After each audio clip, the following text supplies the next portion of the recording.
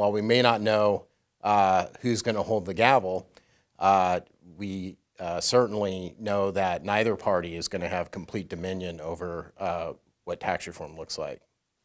Joining me today is Ray Beeman, principal with EY. Ray, thanks so much for joining us today. Thank you, Matt.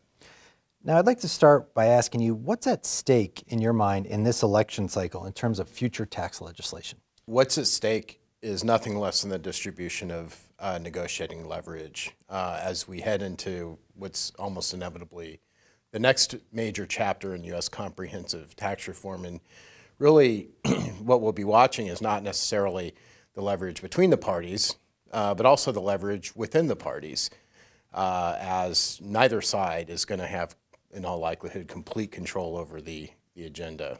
And how do global corporate tax changes impact the likelihood of corporate tax rate changes in the U.S.?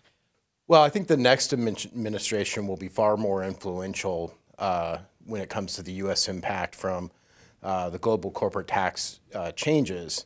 And that's because Congress really lacks the tools to affect the global corporate tax landscape. So when you think about the next administration, whether it be Biden, status quo, Trump, something else, that will definitely impact how Congress can affect the landscape.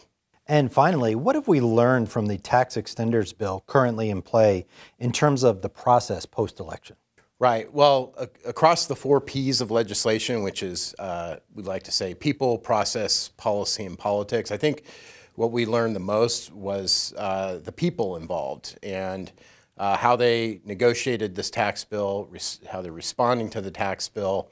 And it's really significant after the election as we head into 2025 because these are largely going to be the same people who will be at the table in 2025. And while we may not know who's going to hold the gavel, we certainly know that neither party is going to have complete dominion over what tax reform looks like.